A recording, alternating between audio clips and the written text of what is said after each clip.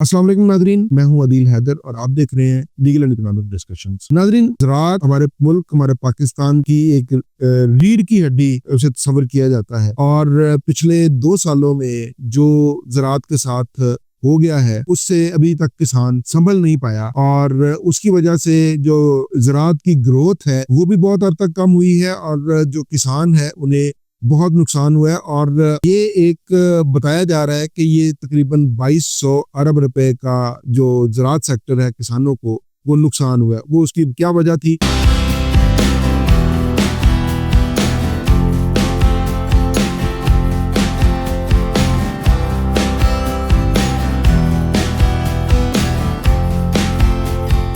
IMF ने जो rate पहले गंदम का, चावल का या दूसरे अजनास का जो रेट फिक्स हो जाता था गवर्नमेंट की तरफ से, उसको उन्होंने ख़त्म कर दिया है और वो उसको ओपन मार्केट में ले गए हैं। वो जितने की भी सेल होगी वो ओपन मार्केट के मुताबिक उसका रेट लगाया जाएगा। इसकी वजह से जो लागत आई किसान की वो उसकी सेल से बहुत ज़्यादा थी और जो फर्टिलाइज़र का रेट था वो बहुत ज़्यादा था और बाकी जो उसके ऊपर लवाजमात इस्तेमाल होते हैं, बिजली है, फर्टिलाइज़र है या बाकी जो उसके ऊपर मेहनत लगती है वो उससे कहीं ज़्यादा है जो उसकी सेल है। इसी तरह पहले जो गन्ना था, कमाद की फसल थी, उसमें भी लोगों को नुकसान उठाना पड़ा। फिर चावल की फसल आई, चावल में भी लोगों को नुकसान उठाना पड़ा। कपास की जो पैदावार है वो बहुत हद तक कम हुई है और उसमें भी नुकसान उठाना पड़ा। और गंदम की जो आखिरी फसल आई उसके अंदर भी बहुत ज़्यादा लोगों को नुकसान उठाना पड़ा क्योंकि मार्केट में इनका रेट नहीं था। इसकी नाज़रीन एक और बहुत बड़ी वजह यह है कि हमारे जो किसान हैं वो जदीद तरीके नहीं अपनाते और इसी तरह हमारे हमसाया मुल्क में हमारा ही पंजाब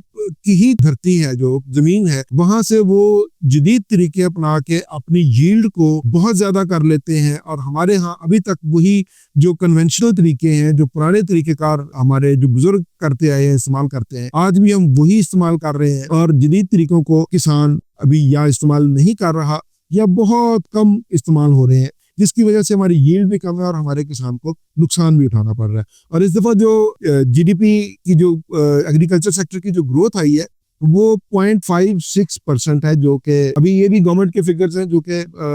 हमारे मुताबिक तो ये नेगेटिव में गई है। इस तरह इंडस्ट्रियल जो ग्रोथ है वो भी बहुत हद तक कम हुई है और जो सर्विस सेक्टर है वो भी बहुत हद तक कम हुआ है। इकोनॉमी अभी हमारी जो है ना, वो मैं अपने पिछले व्लॉग्स में बता चुका हूँ, इकोनॉमी हमारी अभी तरक्की के, स्टेबिलिटी के मराहल तय कर रही है। अभी बहुत फ्रेजाइल इकोनॉमी है। इसके ऊपर जो है ना वो इतना बड़ा सरकारी अरकान पार्लियामेंट है या जो हुकूमत का, वफाकी हुकूमत का जो अखराजात का बजट है उसमें कुछ इदारे गवर्नमेंट ने बंद करके उसके ऊपर उन्होंने अपना